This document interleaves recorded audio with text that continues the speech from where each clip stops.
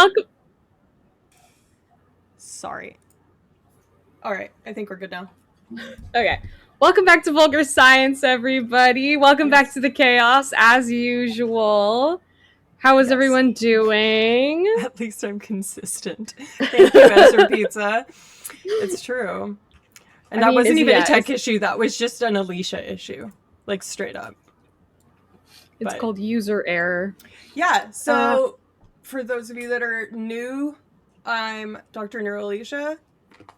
And I'm Layla Shode. This is Vulgar Science. I can't speak. Just you do it. I'm over it. I'm going to sit back and do it. And this is Vulgar Science. And today we have a very special guest, one of our really good friends and former colleagues, Dr. Lucas Lima here with us. And we're going to be talking about one of his new papers that just came out. And then in the second half of the episode today, we're going to be talking about his process with how, as a scientist, you work with the press, because that's a really interesting topic. I just learned a lot about it recently, so I'm excited.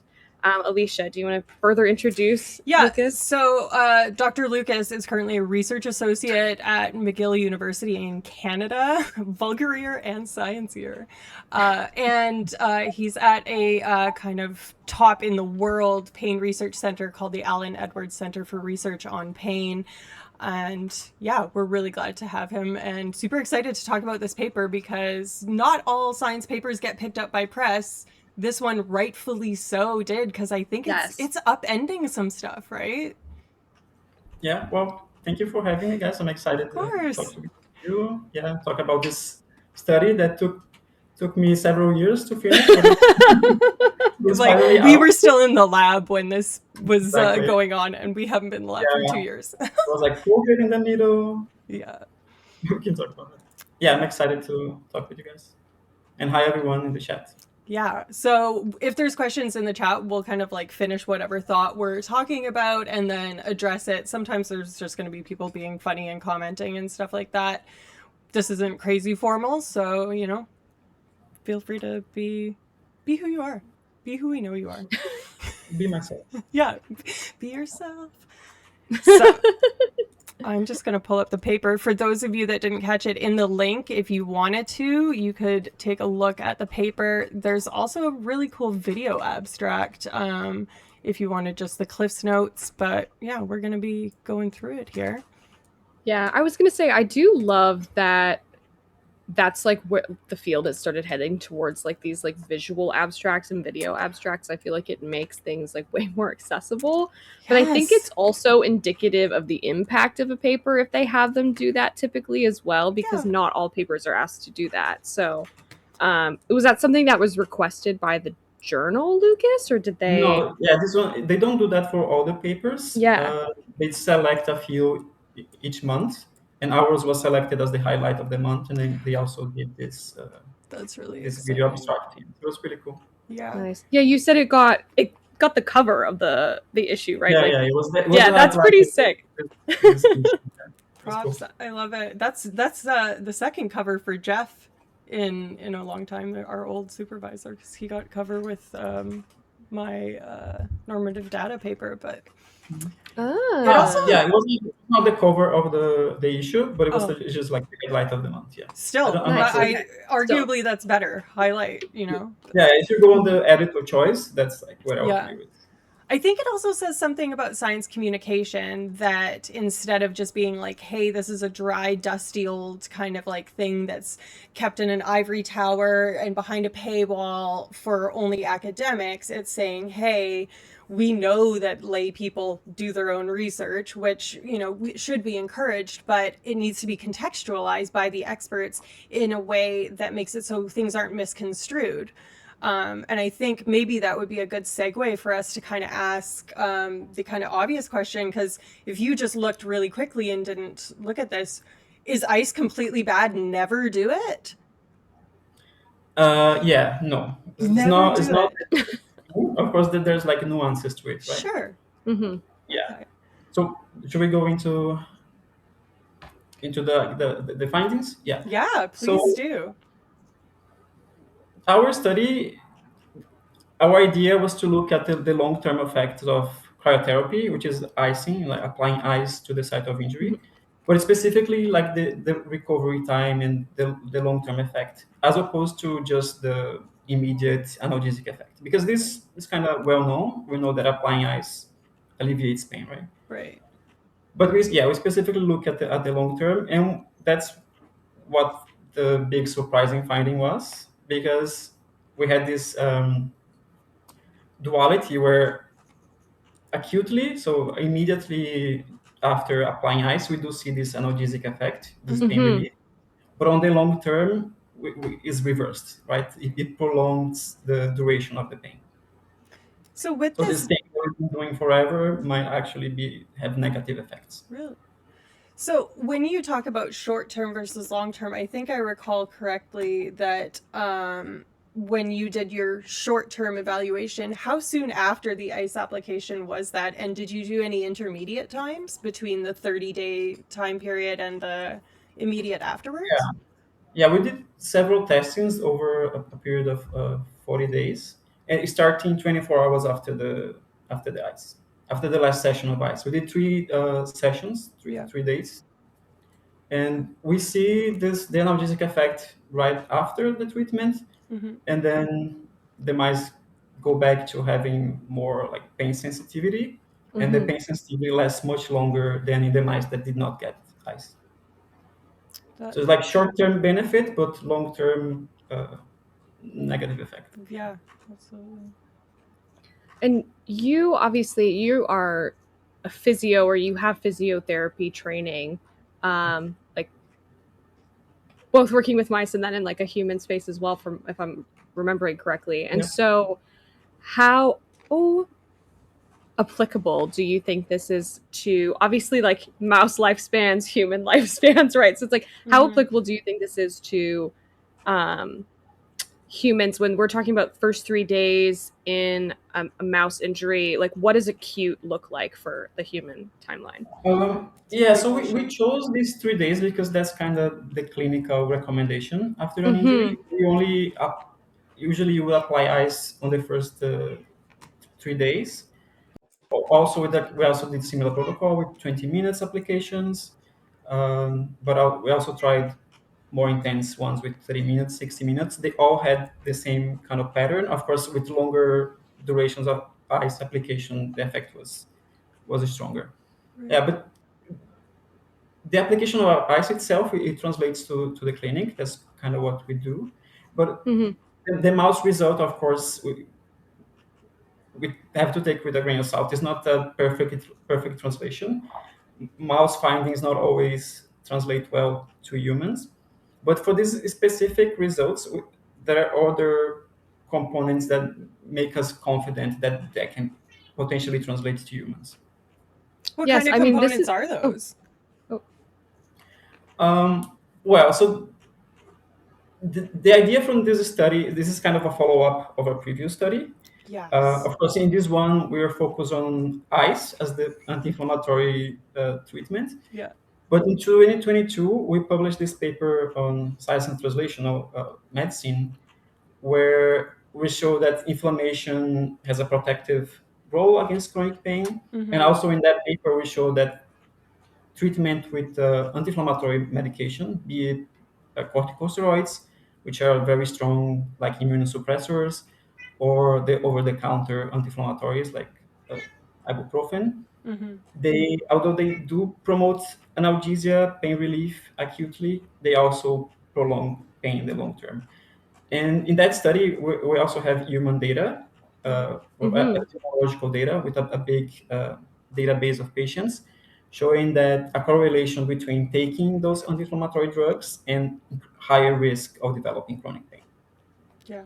Yeah, I was gonna bring up that paper. I'm really glad you did Yeah. because you have been building a body of work over the past like few years, several years, that are essentially is like I was also looking at your prostaglandin paper, that it seems that like acute inflammation is actually like seems protective against chronic pain, right? And like the ice paper is just one in a series of these papers. I'll drop the link for the other one too.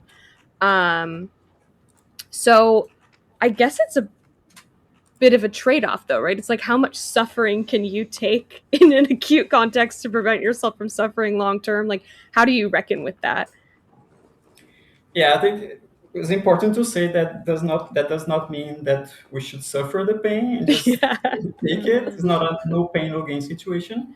Mm-hmm. But of course, there are other ways to alleviate pain other than anti-inflammatory drugs. So yeah, the whole idea behind these studies is showing that the inflammatory process is actually like a biological has a biological function Right. Yeah. that it results in the resolution of that inflammation in the tissue healing. Right. So what our study is kind of showing is that interfering with that process might delay the resolution of inflammation and pain itself. Mm-hmm. So in So this delay of resolution, is it something where it will transfer what would have been shorter term pain into chronic pain, or is it just kind of moving the healing process, but it would still resolve in the same kind of number of days? You just delay the start of that resolution, so to speak. Do you know what I mean? yeah, so it's kind of interfering with that inflammation. It can delay, but also it might stop it from happening.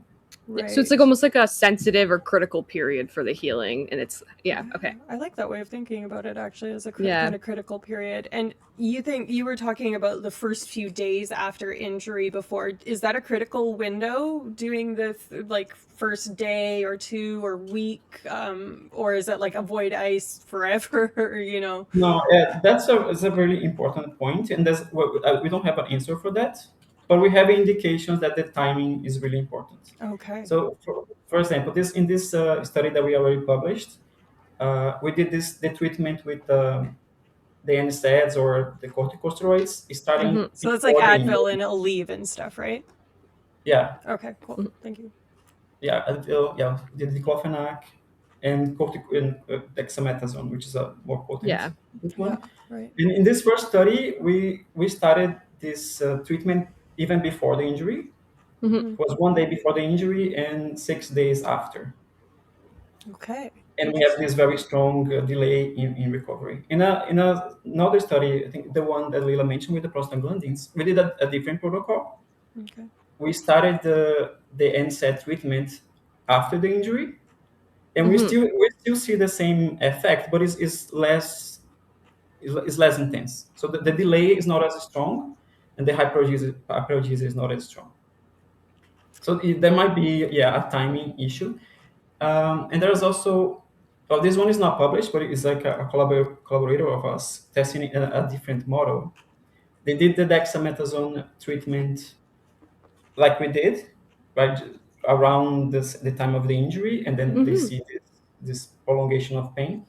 But they also did 1 week after, and in that case, they have the analgesia when they treated the dexamethasone, but there was no prolongation. So it's kind of it already passed this critical timing, and it was safe to use the. Okay. Okay. So the same might be true for ice. Might be true, but you guys didn't investigate that in this particular paper. Okay. We have a question in chat. What is hyperalgesia? So I Yeah. don't know. We are Yeah. all qualified to field that question, but maybe Dr. Lucas, you could do the answer in a way that you think kind of lands particularly for Yeah. this paper. I'll try to make a point to use an easier term, but hyperalgesia is like hypersensitivity. It means that the mouse is more sensitive to pain. Yeah. So it can use it the same as pain Yeah. for this purpose. Yeah. It's not the And same then thing, oh, but yeah. and then analgesia, which we've used a few times as well, is just obviously either like a lack of pain, right, or recovery from pain. Exactly. I had a question, and now so one of the things that most of these papers, the science paper, and then obviously this cryotherapy paper, there's the implication of neutrophils. So from somebody who does no immunology, What's please a explain neutrophil? So like the only thing I know about neutrophils that had Nader Gasemlu on a webinar explain to me, he's like, the crusty Oh, shit that you get in your eyes when you wake up is neutrophils. And I was like, okay, so there's Stop. neutrophil secretion. Like that's all I know. So like, please explain it to me. But Like, Yeah, I like why over is she this thing. there? Why we Creston? You know? yeah. And by the way, he's also a co-author in that original paper. Yes, yeah, he is. Yeah, he's like a neutrophil specialist. And also, when we're talking about the timing, I was also thinking I'm going back to Mm-hmm. bring back the neutrophils because they're also involved in the timing. So the neutrophils are immune cells. They are Mhm. involved in the inflammatory response, Mm-hmm. and they are kind of like the first responders. So when you have an injury, like you cut yourself, they'll be the first immune cells to arrive to the site of injury. Okay. And in that original paper, we saw that neutrophils have a really important role in this prevention of chronic pain, this, the resolution, in programming the Mm-hmm. resolution of the inflammation. Right. So, and since they are first responders, they act through, they peak in the 24 and hours after and start to be removed at 72 hours. Okay. So if we think that the neutrophils are really the most crucial element of the inflammatory process, you'll be with this first like 3 days. So is the Interesting. Okay. hypothesis that I know that that's not really what was being addressed in this paper, but would the hypothesis then be that the ice is blocking the action of the neutrophils or the release of the neutrophils or somehow impeding what they would ordinarily be doing? Yeah, that's what we think. Yeah, because the ice, the cryotherapy, what it does to inflammation is that it constrict the blood vessels, Okay. right? There's Mm-hmm. vasoconstriction, so there's That's a good less blood point. flow to the site Right. of injury, which means there's going to be less cells Yeah, you have a in traffic the body. jam, Yeah, essentially, Literally. right? She's on the New Jersey Turnpike trying to get to the injured limb, and she can't get there. It's all blocked so up. there will be less of those neutrophils arriving, but Okay. also the reduced temperature reduces the metabolism of the cells, so they will Okay. also be less active. And Okay. that's the hypothesis. And kind of to show that the neutrophils are really involved, what we did Mm-hmm. is that after we did the ice treatment in the mouse, Mm-hmm. the day after we just injected neutrophils at the injury site. Right. And Because you the found that neutrophils that rescued the hyperalgesia, the excess of pain that you were it seeing as a prevented result of the that ice. prolongation. Yeah, yeah. Earlier recovery. And is that something that you think there's also a crucial window for? For the yeah, because the neutrophils are most active in this Right. like first That first 24 hours. couple Yeah, of you said days. that. Yeah, I Sorry. think that might for sure. And there was other studies. So our study is the first one to show an effect on pain of a Mm-hmm. cryotherapy prolonging pain. But Mm-hmm. there's been studies more related to the tissue healing, Okay. like cicatrization, and showing that also if you apply ice after an injury, it might delay the tissue repair. Like the cicatrization process will be delayed. And some of the studies they see that there is a delay in this effect of neutrophils. So the inflammatory process has like this sequence, right? Mm-hmm. There's a lot of things going on, but in the summary, for example, you're gonna have the neutrophils arriving early, peak Mm-hmm. around these first 3 days, and then the more prominent cells will be macrophages, called M1 macrophages, which are more pro-inflammatory, and they'll be removing cellular debris, removing bacteria if there is any. And then the next sequence is those macrophages, they change to the anti-inflammatory type, which are gonna start the tissue healing, the repair Hmm. of the injured tissue. What some of the studies show is that by applying ice, you kind of delay all those steps. So you never get the peak of neutrophil activity, and the neutrophils they stay a bit longer, but at a low level. And Mm-hmm. then the arrival of the M1 macrophages is delayed, and so is the arrival of the pro tissue healing macrophages. Right. So it's kind of Interesting. messed up this whole like process. Well, and these M1 Hmm. macrophages, these immune cells, for people that are not so sciencey, um, when you're saying that they're in their pro-inflammatory state when they first arrive at the site of the injury, the ice is preventing that from occurring, and that's another kind of important thing as well as the neutrophils. Yeah, Like because it's kind of that a kind of like spike in inflammation is important. yeah, because it's kind of a sequence. Like for one step to happen, the previous one needs to take place. Right. Okay. It's a I see. sequence, right? I see. Yeah, and yeah, this peak of inflammatory response is really important. Going back to the science translational paper, the main finding was, so we had this study was like with people with back pain, Mhm. and we recruited these people very early, like after the first few days after they had the back pain. And Right. then we took their blood. And then we saw these people again 6 months after and took their blood again. And at this point, we had like two types of participants. The ones that still had pain, Mhm. Mm-hmm. so they at that point we could consider that they had chronic pain, and the ones that were pain free, so they recover.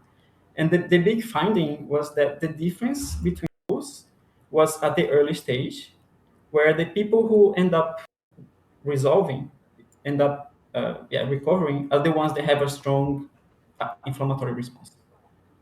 Hmm. So it shows kind of that we need this strong inflammatory response in order for everything to resolve and the pain to go away.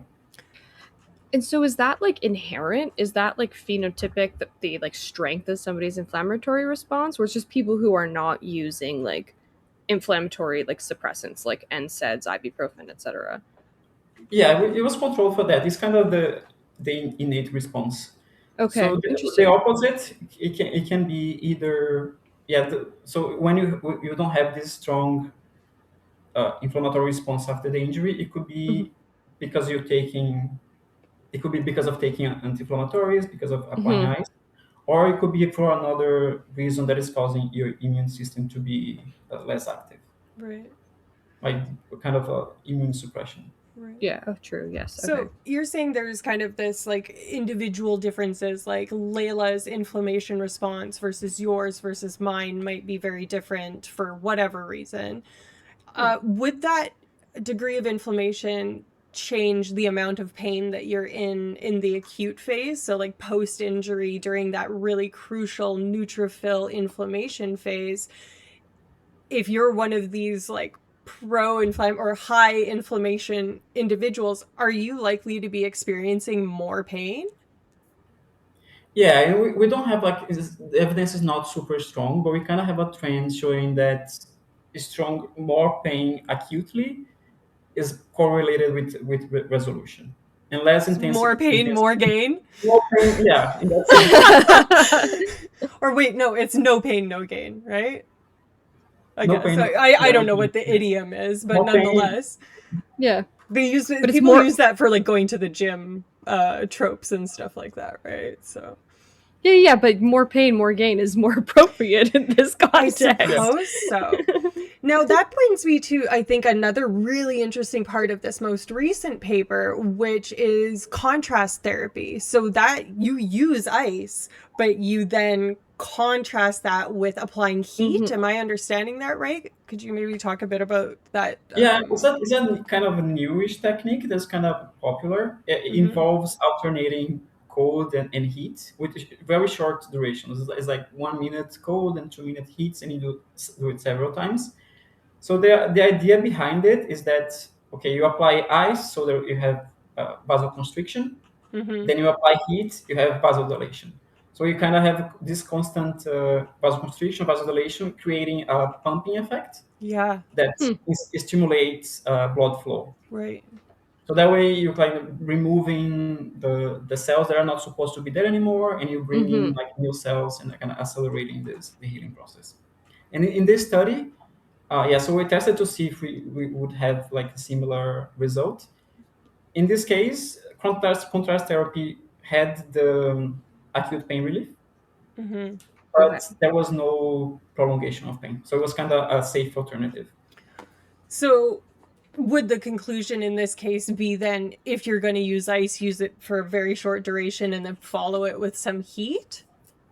That Yeah, I would be think like, the I know reason you're that none of us are like, clinicians, so like you have the physio thing, but you know, if you had to speculate. This Yeah, is if I not were to medical advice. recommend, yeah, Okay. That is interesting.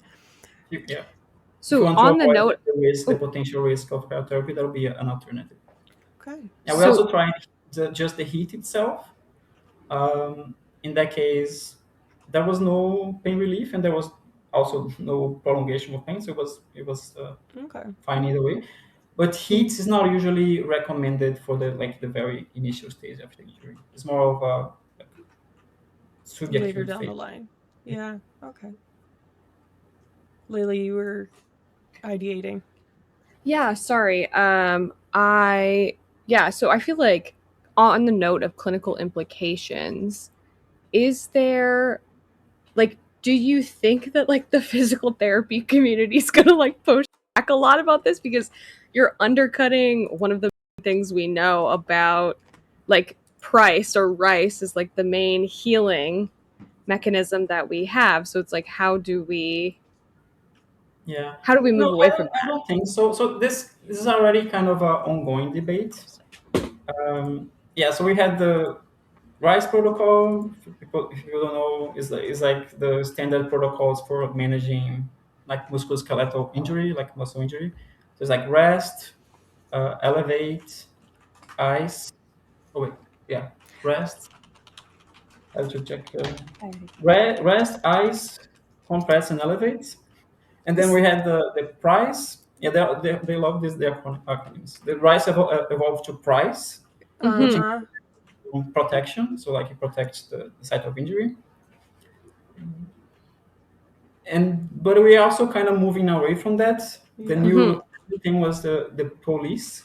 Yes, I was gonna say The when I hurt police.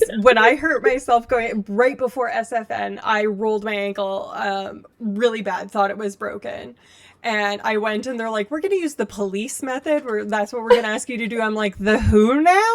Stop Like this immediately. I'm an ACAB kind of person. But anyways, so this optimal loading, I think, was one of the things that they were really focused on, which is don't favor it excessively because then you won't get the same range of motion.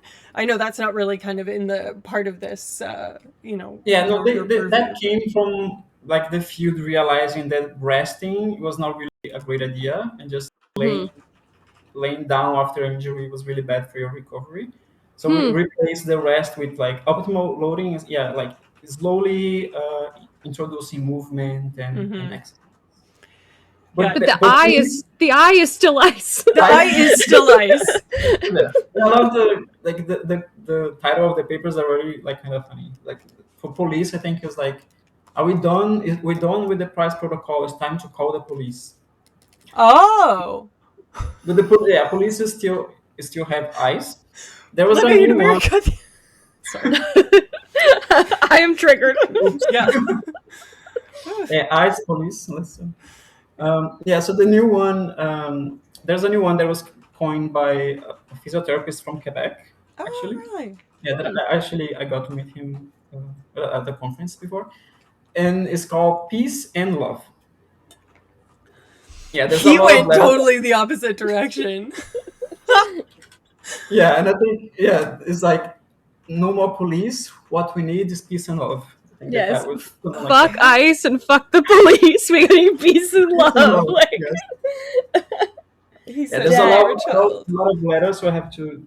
Yeah, so it's peace, protect, elevate, and the A is avoid anti-inflammatories and ice. okay. Okay. Oh, Yeah, this came even before our paper, so there's the conversation was already there. Okay, yeah. And okay. then we have compression, education, like patient education, Okay, and like that. love, Mm. load, like the optimal loading, Yeah. of optimism. So it's like the psychological, I like really that. positive outlook. V for vascularization, so techniques that stimulate vascularization, like Mm. cardio exercise or heat, Or like contrast therapy. massage? Would massage be kind of like in there? Okay. And finally, E exercise. Yeah, so there's already kind of a movement in the field to kind of move away from ice because also like the evidence supporting the use of ice is kind of is weak. It's not very strong. There's not very strong like clinical trials Hmm. showing that ice is actually beneficial. Yeah, it has it promotes pain relief acutely, but in terms of helping with Right. the recovery, the evidence is weak. So do you think you're up against big cryo? Are you facing big ice? I mean, I'm surprised because we had the paper with the NSAIDs and Yeah. Mm-hmm. the drugs, and we didn't really get that much pushback. So of course, for ice, I don't expect it either. And I did I participated. I gave this talk on a conference like about these results, a Mm-hmm. physical therapy conference, and at the end they were kind of mixed. There was a bit of resistance. Some of them like pushed back, but overall, I think they all accepted. Yeah. Yeah. And anecdotally, I recently had to go to the physiotherapist because I had like a back issue, and I was talking with her about like Hmm. this research. And she was like, "Yeah, I mean, it makes sense It kind of because does. knowledge that the inflammation plays a physiological role in Yeah. like the Your body's impairment. doing Yeah. it for a No, reason, Yeah. right? Yeah. Before we had ibuprofen and before we had like aspirin and stuff even. Well, I Um remember when during COVID, for instance, they were like trying to tell, like, obviously, if your fever gets too high, like your body starts to shut down.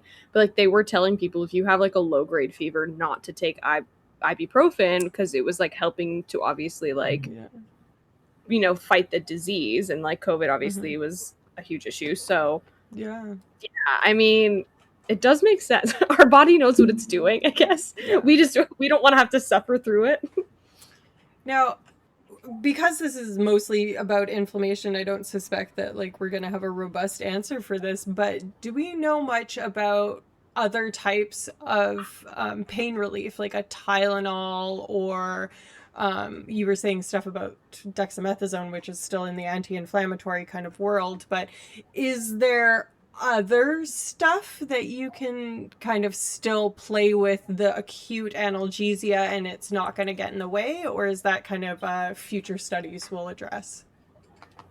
I mean, the safe one to say is Tylenol, acetaminophen, because it relieves pain, but it doesn't affect the inflammatory process. Okay.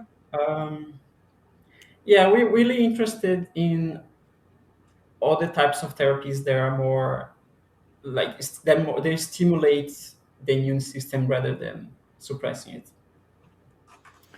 So So I'm really interested in exercise, but of course, exercise is already kind of known to be a good therapy for pain management. Mm-hmm. mm-hmm. But there's also like more like biological, like cell-based therapies now. They're kind of more immunostimulants that we're Mm-hmm. interested in, such as Yeah. My like father's had PRP, PRP cell. injected in Yeah, his knee. Is that kind of in that yeah, that's category? one of So yeah, it's platelet rich plasma, if I remember correctly. And you get it interesting. injected locally, like when people get stem cells injected, like Dr. Death did. He killed a person. But that was because of bad sanitary protocol and terrible medical malpractice, not because the technique is necessarily bad. But as I understand it, that's kind of the realm in which that falls, right? Yeah, so they will be more like the focus would shift from just alleviate the symptoms and more focus Mm-hmm. on the resolving the issue, Right. Hmm. resolving the problem.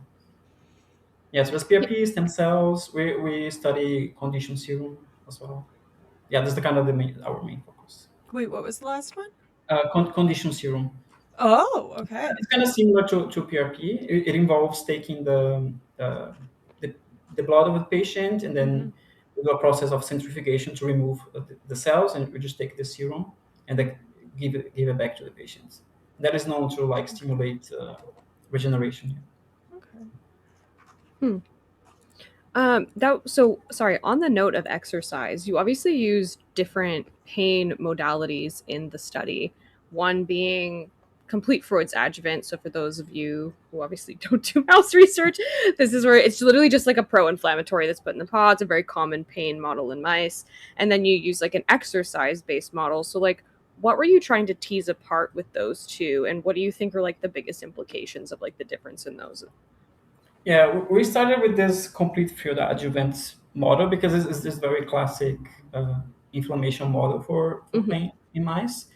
But since cryotherapy is very prominent in in like the sports medicine field and Mm-hmm. people do it after exercise, I wanted a model that would better translate to that field. So we use this one, which is like a where the pain is induced by intense exercise, Okay. where we force the mice to run for 2 hours, and then they have this it's kind of delayed onset muscle pain. It's kind of like the pain that we have after we go Yeah. to the gym and do like an intense Do you workout. do you want to talk about how you got mice to run in a wheel for 2 hours, Lucas? Yeah, I mean, of course, I mean they do it voluntarily Yeah, usually, yeah. right? But because it's for 2 hours, we kind of they have to be forced to do it. But yeah, we just kind Do you of just need put to. them back on? No, the wheel is closed. Oh, right. Yes, So there's a they cover. have nothing Normally, to do but. Right. yeah. I remember the Normally, wheel little covers when we were there. Right. and of course, there's air coming in there. Yeah. Yeah, yeah. Yeah. And normally they will just start running voluntarily. But if they stop, we just kind of nudge them, move the wheel a He bit, said and then personal trainer. Added to the letters at the end of my name. Keep Doctor, going. physical Keep going. therapist. yeah. But Personal for the trainer. model itself, yeah, it doesn't. Just the exercise itself does not cause this pain. We have to prime the muscle by giving injection of acidic saline, Mm, and then they Okay. develop pain. Yeah. Yeah, so I wanted to translate to like in the field of sports medicine, or yeah. just not even like in the medical field. Just people have it's a common practice to, for example, take the ice baths Mm-hmm. after sports Yes. or Yeah. intense exercise. So it kind of simulates that.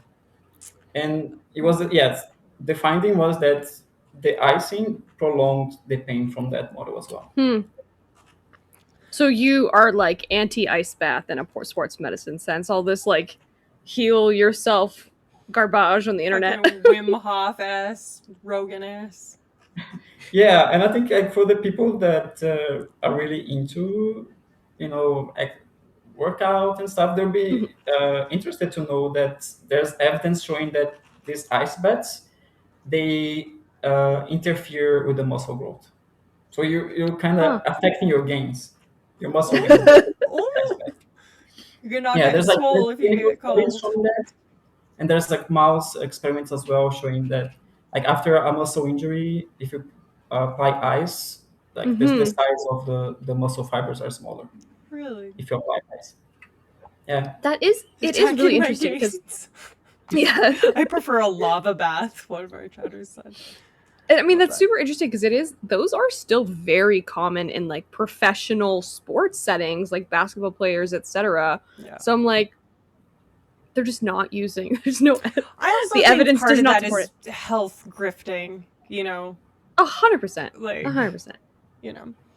I had a question that kind of circled back to earlier when we were talking about pain types, and you were saying that you used the inflammatory model and then this exercise exacerbated pain model. Do you think that thermal related pain, so like burn pain, would this still kind of like land? I suspect that it would because it's similar, but if you get a burn like on the oven or something like that, wanting it to be cold is much more urgent than my lower back pain. Do you know what I mean? Like I far and away would prioritize yeah, icing or cooling something if it is a burn injury. yeah. I thought about that, but I wouldn't immediately like translate those findings to like burn injuries because also it's really important to like cool the tissue, right? In order Mm-hmm. to not um, make Continue. the injury even worse. Yeah, Right. so that might be one of the cases where cryotherapy might still be Sure. beneficial. Okay. Okay. Sorry, Get a Grip had a really funny comment. So a few streams ago, we showed off the RFK Jr. and Kid Rock oh my god, why am I working out Kid in Rock video? jeans. Yes, the Just on an Maha video elliptical, shirtless in jeans, just looking and like the a ice. leather handbag. They Yeah, think so they're in a RFK. sauna? Yeah, I think they might have done a sauna. He was like swimming in jeans. I took an ice bath in jeans. I was like, okay. You Yeah, know I what? like If I the didn't believe the science, that's enough to convince me it's a bad idea. So, yeah, if they're doing yeah, if RFK Jr. recommends. yeah. Don't do it. So, Oh, go oh, ahead. I wanted to ask. I think I kind of touched on this earlier, but I don't. Maybe I don't remember the answer. So, delaying or interfering with the inflammation is categorically bad. We've got that. If you turn up the inflammation by like applying heat or something, maybe not in those first couple hours or like the first 24 hours after, I think you said is not a bad idea for the neutrophils. But is there other ways that you can be pro-inflammatory? Would that be useful? Like trying to boost that effect? Would Yeah. is the For reciprocal true, I guess? Mhm.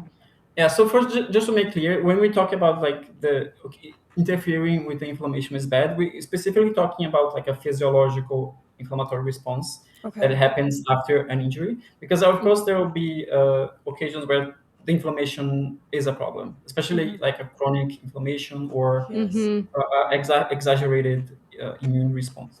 Yeah. Okay. Yeah, so and yeah, that's something that we also really interested.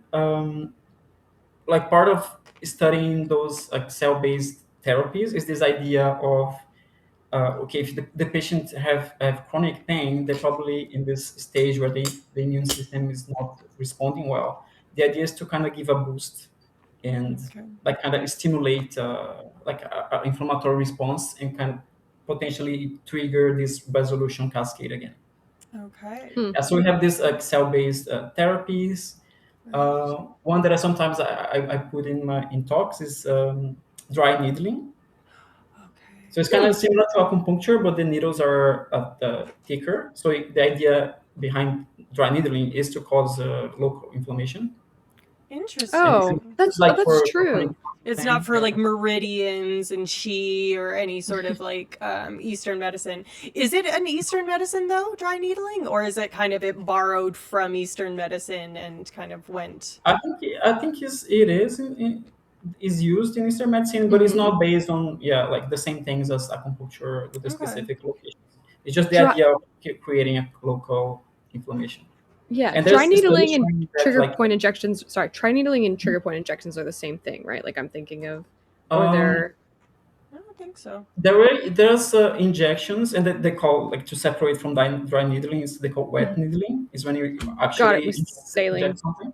Dry Yeah, needling is just the needle. And got it's it. Okay, acupuncture type of needles in that Yeah, case. they're just thicker. got it. Okay, They sorry. How Continue. contain robust is that evidence? We've got a chatter saying dry needling, homeopathic acupuncture. So I'm wondering, Hmm. is that, speculative evidence with a little bit of support, or is that like a robust body of literature? it's not very robust. There's Okay. like no very strong clinical trials. Mm-hmm. There's like animal studies and some clinical studies with like low number of participants. Okay. I Well, mean, that's the early stages of most things in science. So, yeah. yeah, in the animal studies, like there's some showing that in like tendon injury, for example, dry needling accelerates the repair of the tissue. Sorry, tandem injury, like if you give an Yeah, injury like on either, one leg and the other kind of thing? yeah, Okay. So if they give the same injury to both the left leg and the right leg and they dry needle one, the dry needle one does seem to resolve faster, is what you're saying? yeah. Sorry, I know that's not your research. I'm just you're No, a yeah, well of information, Lucas. You're yeah. clearly It'd be like a very accomplished academic. Yeah. So, Lucas, what is the like natural follow up to this? Because like I'm obviously you're talking about this like inflammatory process. Is there, and maybe you guys already talked about it and I missed it, but there's like is it possible to like intervene at other different points of the inflammatory process, right? Focusing on macrophages versus neutrophils, or is it like looking at it in humans? Like what is the next steps? Well, one of the follow-ups that we did, and that one's almost done, and Mm-hmm. it goes back to Alicia's question of like interventions that stimulate the immune system, we study Mhm. exercise. So exercise is also known to stimulate immune response. So we Mhm. had this hypothesis that by doing exercise, you kind of have this.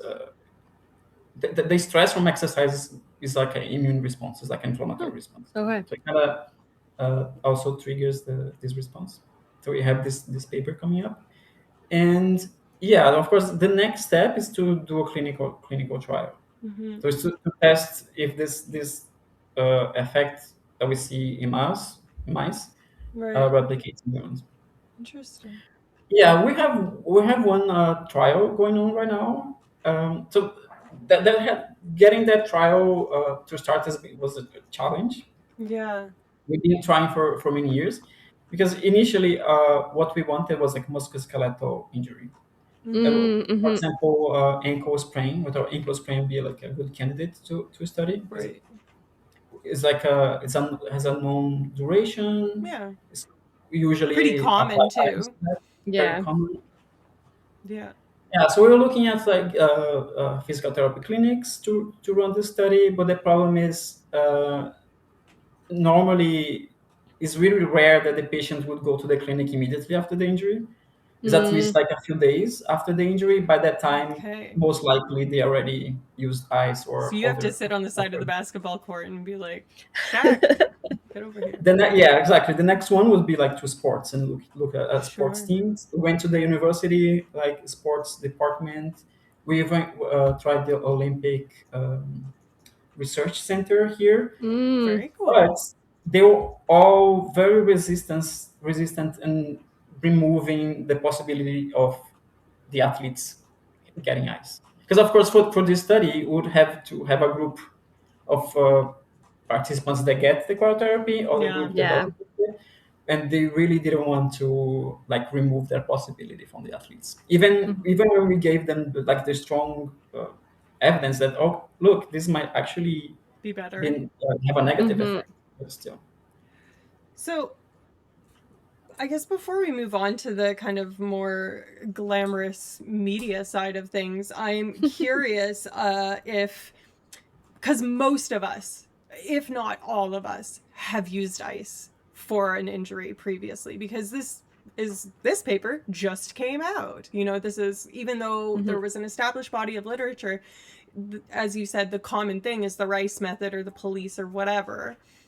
Um, is that like, are we fucked kind of thing? Like, or is there a way to kind of reset? Is it like a body locality? Like, oh, if I iced my neck after, getting in a car accident and having whiplash, now my neck's kind of forever chronified? Or is there, kind of a reset button? Is our neutrophils and these kind of cell therapies kind of a reset button for that? Mm. Yeah, well, I think for sure we kind of need to figure out the timing. Mm-hmm. What is a really crucial like timing of intervention, or even so, if we find that okay, the first 3 days are very crucial, Mm-hmm. we still need to treat the pain on those 3 days, right? It's Right. not like you go, okay, oh, so if you find Sucks out to that suck. applying ice or Mm-hmm. taking NSAIDs 4 days later, 5 days later is fine. We still need to treat the pain in this acute stage. Right. Yeah, so it's really to look for alternatives for pain relief that do not interfere with inflammatory process. Right. Okay. Mhm. Okay. And of course, Tylenol, acetaminophen is one alternative, but of course, is not like a super effective pain reliever, right? Yeah. So Well, Yeah. and it's more taxing on your liver by a strong margin as well, isn't it? I think that's why Oh, I thought people. ibuprofen was worse than the. I guess maybe that's the GI system I'm thinking of, but Yeah, that's the way I yeah. understand it. Is Mhm. Advil's worse for your GI and Tylenol's worse for your liver. That's why they say Yeah. take ibuprofen after a hangover or like during a hangover because your liver is already like pumping stuff out. She's like Interesting. acetaldehyde. Stat, get on it, girls. But oh yeah, yeah Yeah. this follow-up study that we did with the prostaglandins. Mhm. So these drugs that we use this prostaglandin is that just stimulator. another cell therapy before we get too far? Because if I No, don't know no, what no, it no. is, then they won't know It's what it not is. cell therapy. Yeah, it's like prostaglandins are. molecules that are part of the inflammatory process. Right. Okay. And we tested these drugs that stimulate those prostaglandins. Okay. Yeah. And in combination with the anti-inflammatory drugs, they kind of prevented the prolongation of pain. So there was Right. kind of like a compensatory effect. And the Interesting. interesting thing is that these drugs, they are normally given in combination with dexamethasone after surgery because they Oh, protect the IG tract. So because the dexamethasone, the anti-inflammatory drugs, they are damaging to the GI tract. okay. These Mm. drugs, they protect. And we found out that they have this potential additional benefit. Interesting. Hmm. Huh. That is That is super interesting. that's really interesting. Yeah. All of this is stuff that I find really cool, and obviously the rest of the world does too, because you are, having a little bit of media attention. Case in point, us. Not our audience be small but mighty.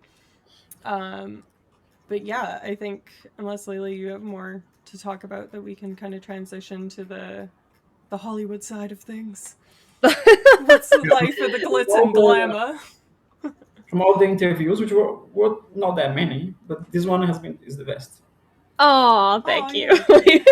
Probably We The helps most that fun. appreciate we're like friends for many years, but it. Yeah, also it's like a more deeper like conversation, right? It's not just the little snippets and little highlights. headline. That's true. Yeah. Yeah. That was what the one time I ever got any kind of press release on my like anything I published. I was like very upset. If somebody was like rewriting my abstract essentially in lay language, and I was like, "You got it Wrong. wrong." So like being able to like out of the horse's mouth, like I Yes. totally understand. We need context, people. Yes. Context. Yeah. So Lucas, so you published the paper, and then from there you and I just learned it. So I was at this workshop called North American Pain School last week, and one of the people that's there is somebody who is like a science journalist. They primarily work in the migraine space, and I learned a lot about how like science communication works. And so press releases are often apparently done through like your institution or the paper will ask for them. So like how did that process go for you? Um yeah, Yeah, how did that start? yeah. This was the first time where I was involved in kind of like the whole process because Mhm. like the previous paper, the science translational paper, of course, was like really big and there was like a Mhm. ton of media attention. It was like New York Times, etc. Mhm. And I did like a few interviews, but everything was mostly handled by the Mm-hmm. senior script, right, the senior authors. Right. But for this one, I was kind of involved in the whole process. I had no idea how it worked. Even even so, like I had a talk with my supervisor to decide if we were going to do the press release or not, like the pursue like media. Mm-hmm. Mhm. And he said, "Oh, yeah, okay, let's do it." And then 2 weeks went by. Mm-hmm. I mean, I didn't do anything. And then he asked, "Oh, how about the press release?" And I was like, "Oh, what do you mean? Yeah. What about it?" Yeah. Where's Yeah, the because like ball? Whose court is The the ball in, Spider-Man. right? Yeah. yeah. So first you have to this like it's not every paper that gets like media Mm-hmm. attention Mhm. or press release, right? So first of all, you as the author needs to decide if it's worth it pursuing, if it's something that you think you want to do it, and then you go to your institution. So Okay. we wrote a press release. We give it to the university's media relations, and then they revise it. They try to make it like uniform language of the institution, Mhm. and then they put it on the institution's website, but they send it to potential like media outlets. And Okay. then from there the media outlets will reach to you, either yeah the ones that will reach directly, or they can see it on the website and then Mm-hmm. they And pick it contact up you. that way. There's variations, so that's a lot of them just take the press release and put it on the website and that's it. I mean, getting the word out there at least. And some of them they want like more details. I had a few asked questions by email. I just answered the questions and they made an article. And some of them do do the interview. Yeah, so you've done radio interview, and there's been a senior author interviewed on television. Am I correct? Or like a broadcast of some Um, kind? yeah, well, I mean, we got the invite. It was going to be on CTV, it's like the Canadian CTV. news, but it ended up For not being. Americans, that's a national Yeah, platform in yeah, it Canada. was supposed to be on TV, but at the end of the day, it wasn't. It was just on the website. Oh, okay, but Uh, still. Okay. it's like the national Right. broadcaster. Still Yeah, and really there was cool. the radio. Yeah, I did one. We did one together. I did one by myself, and Okay. some like blogs and And how do yeah. you feel? One How do you feel about the process? Do you feel like they're like accurately capturing what you said, or do you feel like it's being overhyped, underhyped, the detail? Like, how do you feel about it? No, I think it was fine because the ones that just take the press release, I mean, that's our words Yeah. Yeah, there. true. Um, the ones that had the interview, yeah, mostly, yeah, they didn't change like what we said. Mm-hmm. Uh, there was a few that I really liked. For example, there was one on women's health where yeah they have an interview with them. They put like my quotes, but they also Mm-hmm. contacted other like Oh, specialists in the so they field. were doing a write Oh, up on. cool. Okay, that's Yeah, and there interesting. was one that was kind of like they did kind of a deep dive. I think Cool. the one was more focused on more like science community, Okay. and they did that kind of deep Mm-hmm. dive, the methods and everything. Hmm. Yeah, for Sorry. this one, I think it has been fine. What was interesting with the previous one was that for me, the like the headlines were different from like the main takeaway of the paper.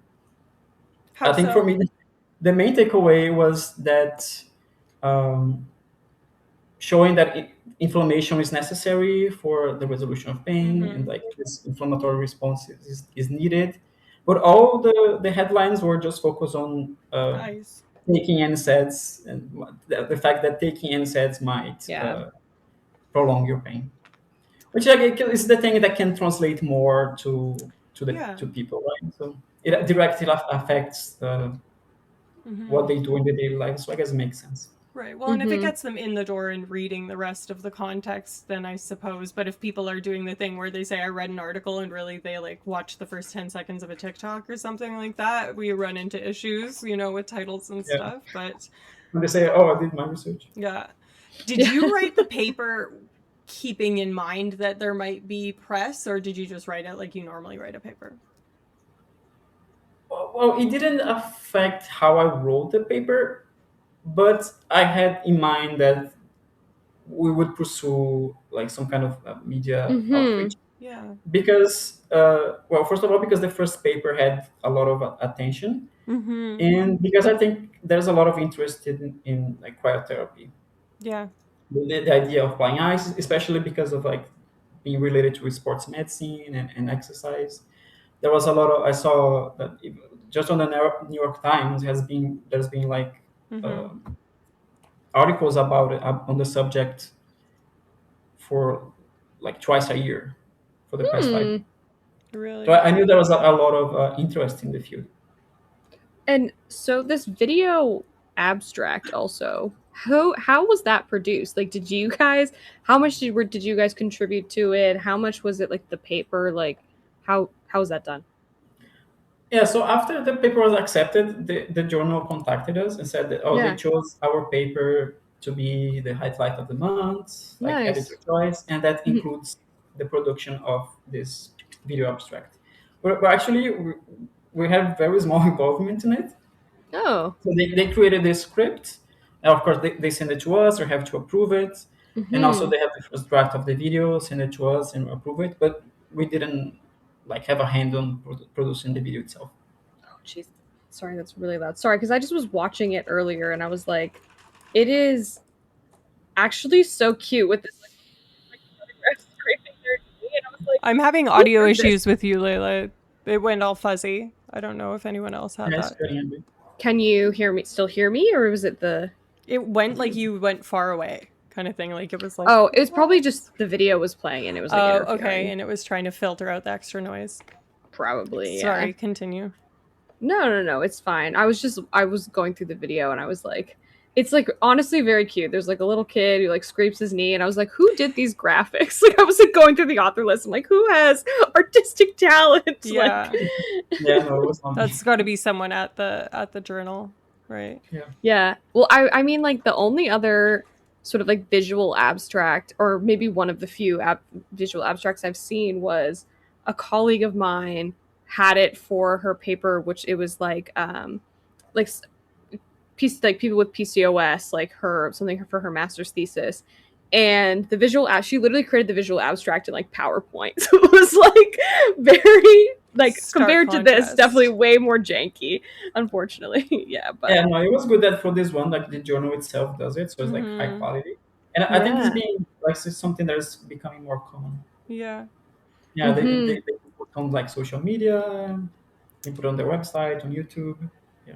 I had a paper accepted recently, and the journal also offered that. Oh, cool. But in that Hmm. case, it was for a fee. So for that one, we would have to pay. Oh yeah. So Pay us money. I'm curious, just as like a personal take of yours, being as you are kind of entering this science communications and interfacing with lay individuals about your science at a higher frequency than most of us would, particularly because there's so much rhetoric in the wellness community about anti-inflammation, seed oils, and that sort of stuff. Do you think that any sort of press attention, positive or negative, from that sort of space would be something that you're interested in like going up against? Is it something that like, not saying will you, but do you think that that sort of interaction would be fruitful to kind of push back against? In like a debate kind of situation. Well, I don't know. Well, I'm thinking like some TikTokers like, did you see this study? They're saying inflammation is good and I've not been eating seed oils, something like that. Like would it be something that you think engaging with kind of the anti-inflammatory rhetoric would be, I don't know, I guess because this is so like, hey, inflammation's actually good in some cases, is kind of the main log line. mhm. Would Yeah, I that think it's controversy be interesting to go up against to you? Or do you think like, I wouldn't touch that shit with a 10-foot pole? no, I think it's I think it's important, and I think it's a role the scientists need to play more. Otherwise, it's just this whole misinformation thing, and there's no like role for the truth. Because okay, the fact is that we have the evidence Yeah. in our side, right? Yeah. Is this yeah, our whole anti-inflammatory, yeah, anti-inflammatory thing is like very popular, but there's no Yeah. a lot of like evidence supporting it. I would Yeah, agree. I still don't Yeah, completely understand what like their full body inflammation. Like, what are they talking about? Like, I don't get it.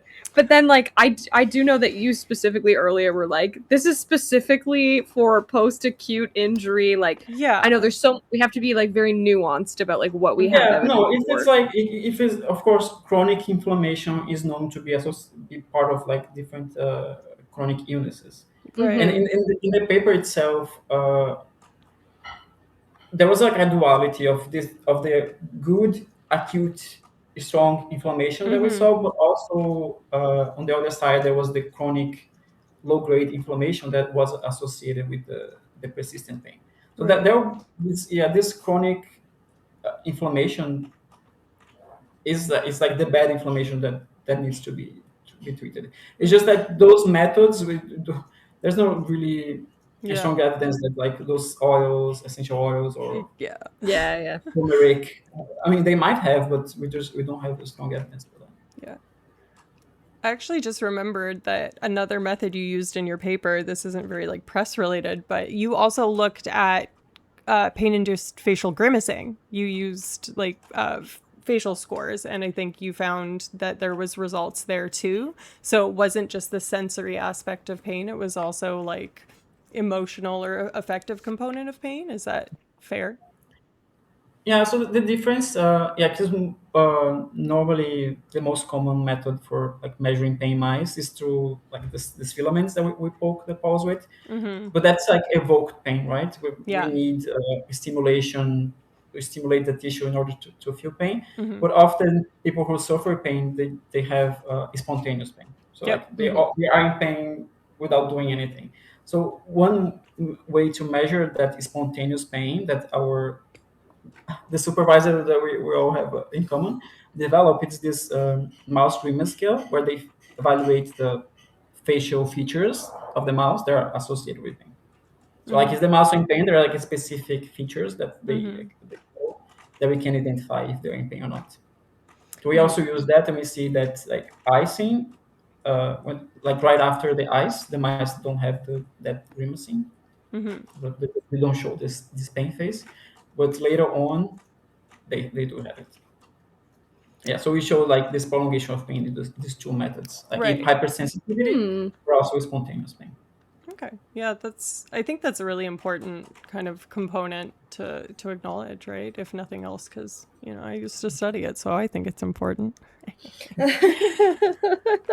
Yeah, we Intense were saying reads. like, oh, you also tested another method. It remind me, we also tested menthol. Oh, So right. Okay. menthol is like the cooling gel, right? So the Mm-hmm. idea, Mm-hmm. Like icy hot kind of thing. yeah, ice hot. Yeah, Okay.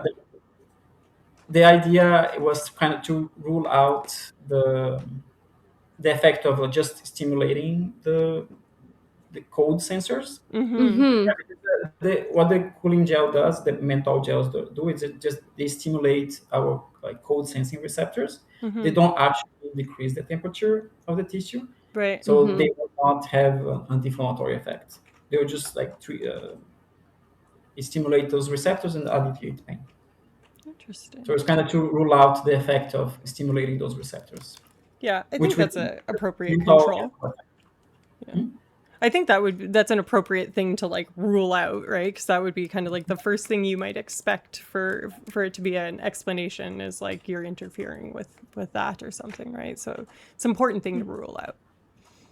Yeah. Yeah. I do want to just interject really quickly. What a DB redeemed good day, mate. So, Lucas, I don't know if you remember No. this from 2 years ago, but Alicia put some chaotic redemptions on, which means that all of us have to try to do for a couple seconds our best or worst Australian Australian accent. accent. Oh my god! I might. He's like, I already have a foreign accent. I don't need to do that. You're like leaning South Yeah. African, Alicia, by the way. I don't know. Oh no! I love Oh, good day, mate. no. Oh, Hello. no. Hello. That's terrible. That's so funny. One of my Australian colleagues just had his last day like last week, and I'm like, I miss him. But yeah. Goodbye, mate. Good eye, mate. Yeah, so I've heard that I don't lean South African, I lean Kiwi, I lean New Zealand, and that makes sense because I watch programming from New Zealand, so I hear that and I'm like, that's an Australian accent, which is wildly not true. I just think it's true. Mhm. So thanks for pointing out that redemption, and thank you, What a DB, for the redemption. Good eye. Thanks You're like, for the I'm redemption. gonna murder you later. Yeah. No, I don't mind it. I put them in there for a reason. It's fun. It brings a little bit of whimsy to the stream. Yeah. Yeah. I'm trying to think. So like, and so you said you've only really like done the SciComm thing a couple times at this point. Obviously, for the big science paper, I remember that in 2022, it being like very exciting. And so I'm like trying to figure out like what my question is formulated, but like, have you like when you engage with like the SciComm space, do you feel kind of like similar to what Alicia was saying? Like, do you kind of feel like the weight of like the accuracy of what you're trying to say, and or like I'm lost for words right now. The like how relevant the impact is to like the everyday person, essentially. I know it's like hard when we're like basic scientists, and especially when we're working in like mouse labs, we feel very removed from it. So do you like feel like you're getting to have like more of that opportunity? Yeah, it was good to have that opportunity. Yeah, I think, yeah, and I enjoyed it. But thinking of like the controversy side of things, the the radio interview that I did. Um, so of course, The way we like just yeah, both leaned in for the tea Yeah, is I'm like just like, hilarious. tell me. Tell us more. I love it. yeah, it was Anyways, like weird. Like the host didn't seem that interested, oh, and of course, yeah, but Mm. and afterwards, like my part was done, and like I was let go, but I kept listening, hmm? and like he kept going on about it, and was pretty much saying that he was not convinced because in his like own experience, Oh, ice after an injury was really helpful and better than medication. girl, show But me he the has no. control group. Like, Yes. Yeah, What like very anecdotal, just anecdotal. compared to what? Like, I like that we're all just like ready to like brawl in the streets over this. Like, you come for my evidence? No, Yeah, no. he chose to bring that up after I left. So, Oh, that's like, that's so. fun. I feel that's That's how we go. that's fucking shady. Like he Yeah, didn't even say it that's to your face. Like that's what mega the shit. hell? Yeah, interesting. Interesting. Huh. I don't like that. I don't like On Don't that. the like other, that one bit. on the other hand, like another radio interview that like me and the supervisor did together, it was really nice. Like the host was really nice, and then like he said goodbye, but then he brought a second opinion. But the second opinion was a mouse representative. Oh, I'm So sorry, like PETA? Shut the no, fuck no, it was just up. like some guy doing a Mickey Mouse voice. Oh. Then he was representing the mouse and saying how he was outraged by this research because it was all fun and games. It was just being funny. He was outraged that we did this study because he never heard of mice having sports injury, never heard of mice having ankle sprains, and that we should do it in cats instead. That's that's such a Tom and Jerry take. Like, what are we up to? That is so And the The whole thing, chaotic. tomfoolery. and the whole thing took longer than our actual interview. Stop. That's so funny. So, Sorry. So wait. That so it was like a radio interview where Yeah. the second opinion was just like literally pure entertainment. Like there was no Yeah, it was like, it was that's just a so joke. wild. Oh my god. man, the media. I tell you. So when he announced that, I thought, oh my god, yeah, it's gonna be like a pizza situation. But then when the guy started talking, it was like this Mickey Mouse voice. I was That's like, just okay, so preposterous. Like, way to infantilize, like, just a significant body of work. Just Yes, a literally. long lineage of science. Yeah. Mhm. I was going to ask you the previous paper that you were on that was more about the anti-inflammatory drugs like Advil and stuff like that, and that related to the human thing, got the New York Times attention and stuff like that, and was in, you said, Science Communications, I believe? Science Medicine? yes, science Translational translational medicine. medicine. Yeah. Science relational or translational? Translational. Sorry, I'm not hearing properly. So science we're saying it at the same translational time. medicine, for those people that are not in academia, is kind of like a pretty high echelon journal.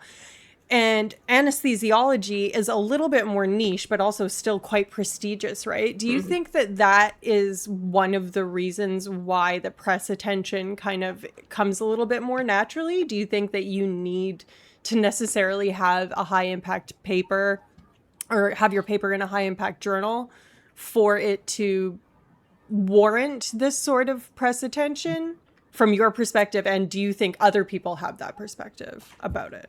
Yeah, I don't know if it's like necessary, but for sure it plays a role Mm-hmm. because at least when it comes from one of those journals, Mm-hmm. you're kind of safe in assuming that it's like good It's research, right? rigorous. Mhm. Yeah. Yeah, as opposed to just I mean putting the results of like those predatory journals that have Right. no rigor.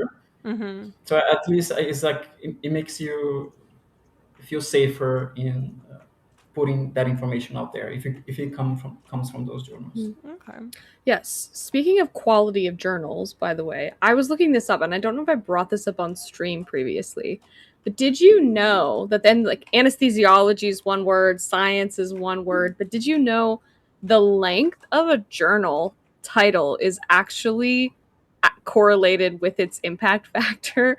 And there's a scientific paper published about this.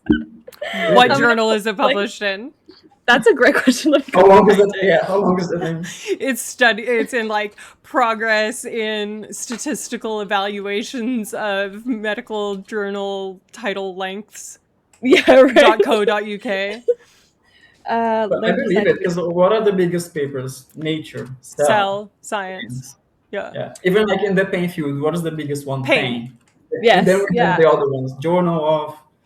Well, I guess clinical journal of pain. As you get more granular and as you get more niche, you need to then specify, what you're talking about, and fewer people are going to be interested in that. I guess is that's what I would guess would be the explanation. But then Cell, Nature, and Science and these kind of like higher echelon Hollywood journals also cover like such a breadth of things. Like they'll have like physics papers in, mixed in with our stuff. Yeah, it's very broad. Yeah. So at what I don't know. What's the title? I have opinions about impact. So the journal itself is NDT plus. Oh, never heard of her. It's a type of it's a subset of Oxford journals, I guess, IDK. But the length of the name of the article is "Whoever said size doesn't matter."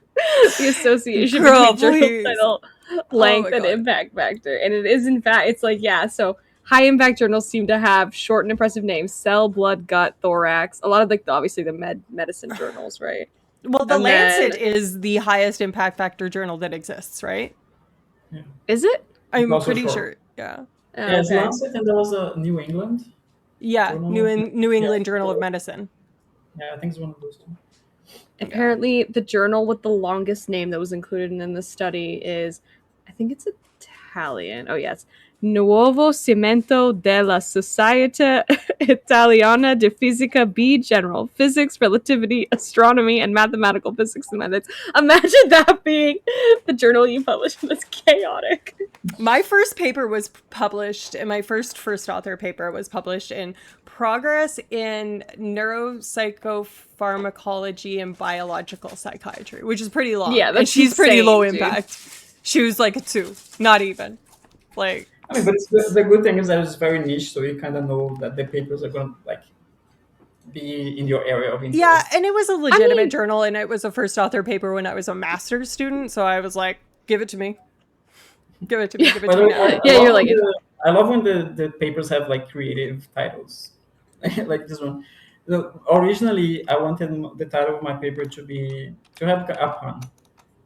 Yes, yeah. The original was not so cool, and then cryotherapy effect. Mm-hmm. But unfortunately, we have to drop it and we have a more neutral title. Yeah. It depends on the journal. You didn't like Ice Baby? Was it taken? That was a good one also. Well, I also wanted. There's one was also taking was the ice cold tooth. Yeah, I like that. Yeah. Or damn, cold as ice. Are you willing to sacrifice? Yeah. That's the perfect title. It's like, yeah, I mean, it's a little bit too deep cut in the cultural reference, I think. That's fair. Not a lot of people would listen to. Who is that sings cold as ice? Let's look it up. Willing to sacrifice. Someone from the 80s. I think he says our love at the end. Sacrifice. Yeah, he does. Our love. It's Foreigner. Song by Foreigner. It is Foreigner. Mm-hmm. Do you really want to hurt me? Don't ice my limbs after the injury. Stop. Get it. Stop. Culture Club. So I put PNAS in the chat mainly because that's my favorite journal title. Which is Progress in Neuropsychopharmacology and no. I can't remember what it is. I just call it PNAS. PNAS. Proceedings of the National Academy of Sciences. Yeah. Proceedings of the National Academy of Sciences. That's what it is. But they want it to be short, so they go PNAS. They know. They're like, size matters, girls. Shrink it up. the size does matter, but also how you use it or publish it. It's true. It's not about the length of the article. It's about what it says. Alicia waving her penis around on stream. Can always count on me. Dead. Yeah, I don't know that I have a whole lot more to touch on. Chat, do you guys have anything that we didn't touch on that you're curious about? Even like people that came in part way, you know, we didn't really talk about methods a huge amount in terms of like actual pain measurement. Like we described, you know, the filaments and the facial grimacing scale, but But also, I want to ask you if do you use ice whenever you have like a contusion, a bruise, an yeah, injury? yeah, yeah, I do. I'm trying to think. I feel like I'm very much like pro contrast therapy, especially ever since Sorry, I found yeah. out that this like was a thing, right? So like when I injured my ACL, I remember being like, "Oh my god, I can't take ibuprofen. It's not going to heal." Yeah. But then like I also whenever I have like any pain, I'm like I hate like I do not have acetaminophen in the house. Like it does not work for me. I pro ibuprofen, so like I literally have like a big like I don't know, like 500 milligrams of it just like sitting in the. Yeah. Contrast therapy is the way that I use ice. I should clarify. So alternating the two, but I do not alternate it like 1 minute and 2 minutes. I'm like she's on there for 15 or so. Pop the other one on until it gets uncomfortably whatever the temperature direction is. That's when I do it. And I don't know if that's important or not, but that's what I do. I'm also trying to think if like if I have hurt myself, if I'm icing for like 3 days, like or like using contrast therapy, I feel like it's usually like if it's pretty acute, it's like the first day, and then after that, I'm like, okay, well this sucks. I'm just gonna deal with it. So like, yeah, I know that you said you are having to experiment with like length and duration of like the effect, but yeah, I don't know. Yeah, I'm we like trying did to think. three. This is kind of the recommendation, but yeah, it might be a good future study to just try like shorter treatments, different timings. Yeah, like a titration effect essentially of like Yeah. what. Absolutely. Old Man Felonious Old Man says, Felonious said, you go. acetaminophen does not work for me. 2 years ago, I had a dangerous reaction to ibuprofen after a life of no issues. I Oh, so loved you can't use ibuprofen, these but it there. broke up with me. Yeah, I mean, people do develop allergies to that stuff, like just super Allergies randomly. are wild. Allergies They are are. crazy. I can't even get into this. But I think the thing that's crazy to me though is that like there's all of the like menstrual pain medications, so like Pamprin, there's other names that I'm forgetting as well.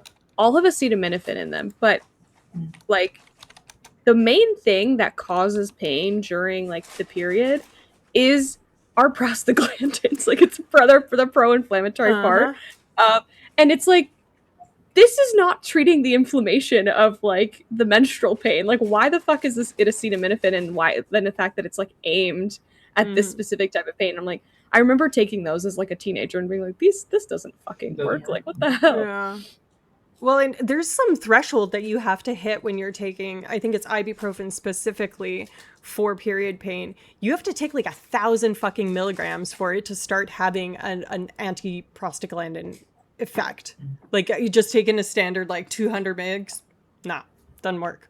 Yeah, I know. I take at least 3. If it's like I'm always like I've trained Sean. I'm like it's 2 for headache, 3 for period pain, 2 for headache, 3 for, and it's like yeah, you have to take a certain amount or else it's not gonna work.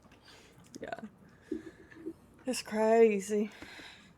Yeah, like headaches and menstrual pain are like different types of situations where we don't know if the same effect will apply, right? We're really more focused on the research applies specifically to like musculoskeletal injuries. Yeah. Yeah.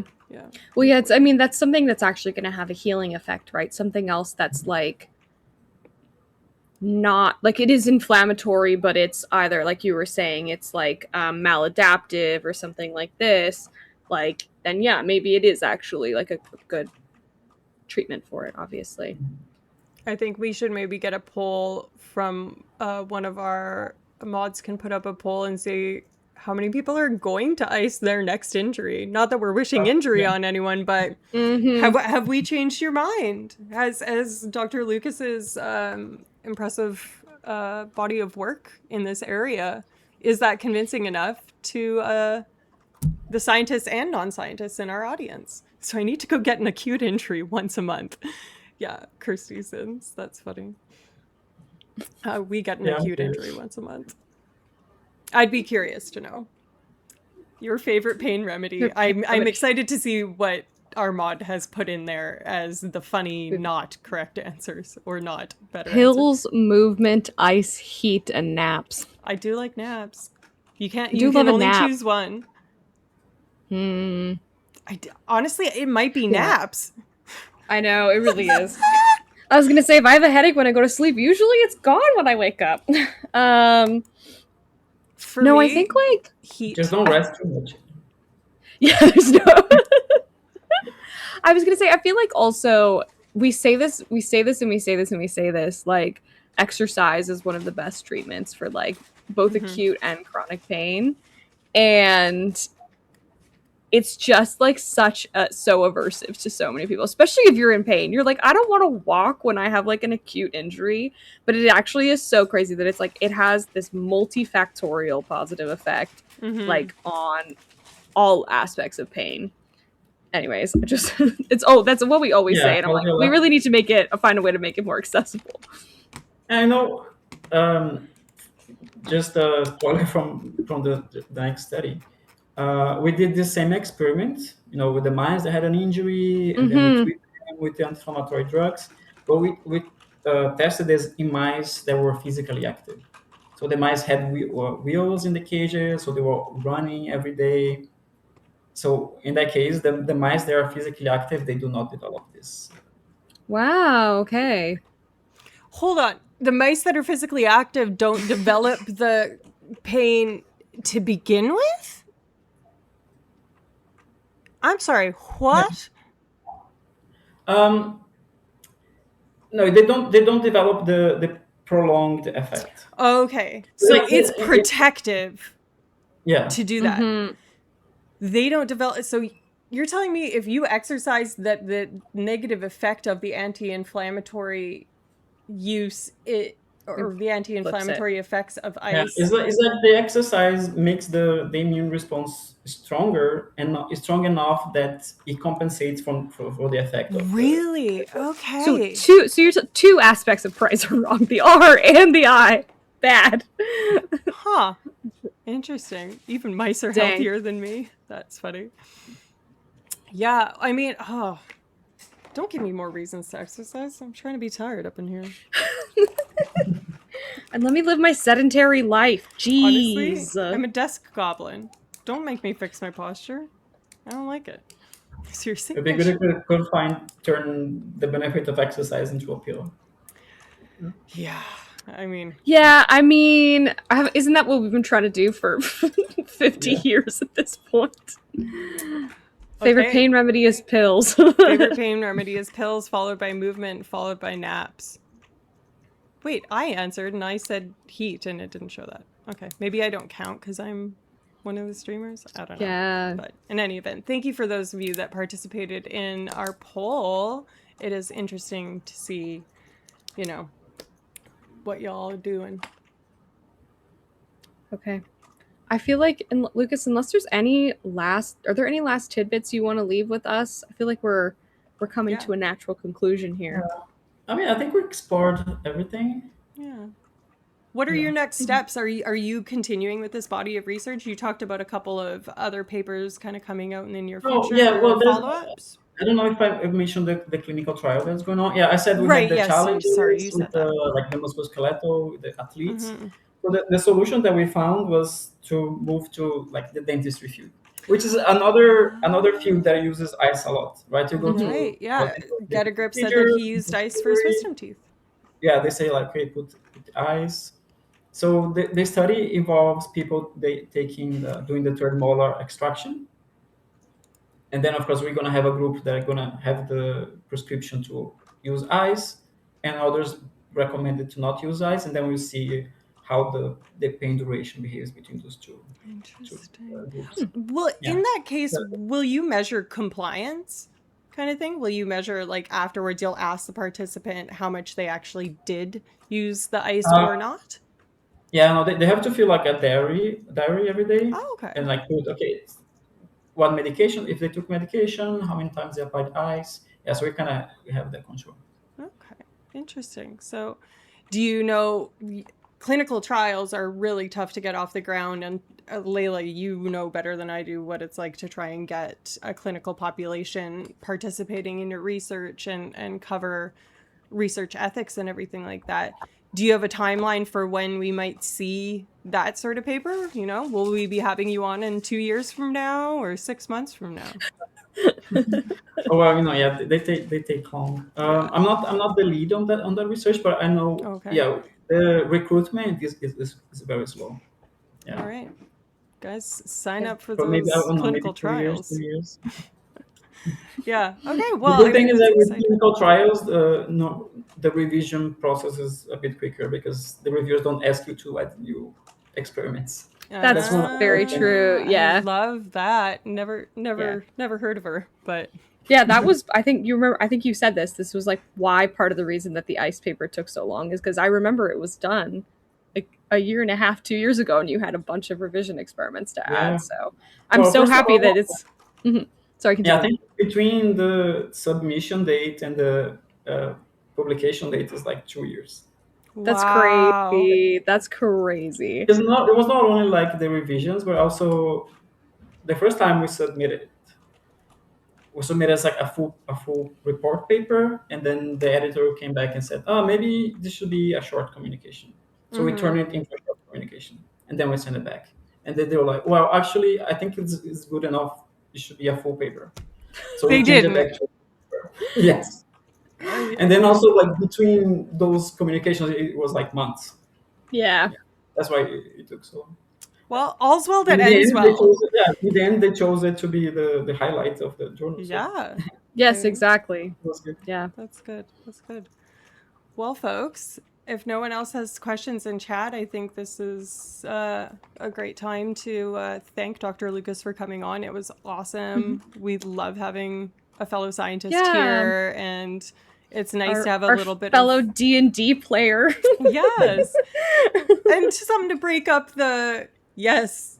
Not that you know what we don't really disagree with you either, but a lot of what we do here is Layla and I are like, yeah, and they're just agreeing with each other perpetually. So it's nice to just have some fresh perspective and someone to come in and give us a, kind of Yeah, new thank you. interesting It was things. great. I had a lot of fun. Yeah, Yeah. it was really nice to talk science with you guys again. Yeah, absolutely. Hopefully Okay. we'll have you on next time you have your papers all being caught up We'll in count the the new two year. the 2 year mark. Yeah, Hopefully, you're on the clock now.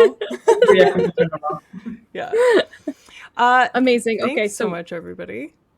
yeah, typically what we do at the end of like stream, and you might remember this, Lucas, is that we raid out. Mm-hmm. So we must go find somebody to raid out to. Yes. Sorry, I don't understand. What do we have to do? Basically, you go to someone else's channel and we bring Mhm. our followers in as a raid, and then we expose our followers and watchers to their content, and then their followers potentially get exposed to our content because typically people will be like, hey, welcome in, depending on who it is that's doing the streaming. And it also is kind of like a stewardship, I think, of telling people, our followers, like, hey, here's a creator that I trust and follow myself and endorse. That's how I see it. I don't know if that's Yeah. true of the rest of the world, but Creating that community. That is yeah, we're going with that approach because I rated out like two like episodes ago to someone I had not vetted, and it was not a good vibe. So we're really, vetting prior to from now on. I did not know that. I was gonna say science is on. We haven't done them in a hot minute. We haven't done them in a hot minute. I think that's a great move. Yeah. They also have lots of scientists on their stream. They had like a gopher scientist on. I was just like, Cool. Prairie ass, let's go. Yeah. So if you have time, stick around for the raid. We'd really love to show you our one of our close science people. And thanks for being here, and thanks for participating, folks. And this has been Vulgar Science with Layla Shone. Dr. Lucas. Dr. Lucas, the other direction. I don't understand. My camera's mirrored. Somewhere. He's somewhere. And Dr. Neurolisha. All right. Okay, let's do the /raid science _ streams. Is that what it is? Spell the thing right, Alicia. Spell the thing right. Yes. Why won't let me type? Ah! Sorry, it's _streams, right? I always forget. Yeah. This is never the smoothest part of any of I know, this is always... and they're not even actually streaming right now. They're in starting soon, but that's okay. Their audience is nice enough that they'll probably welcome us generously. Okay, amazing. All right. Okay. Raid created on my end. Yeah, raids. Okay, thanks guys for being here. See you next week. Au revoir. Well, I'm gone next. No, not next week. The week Oh, after. no. See you. No, I'm sometime next week is okay. sometime in July. Yeah, well, maybe see you. Maybe we'll see you. Goodbye.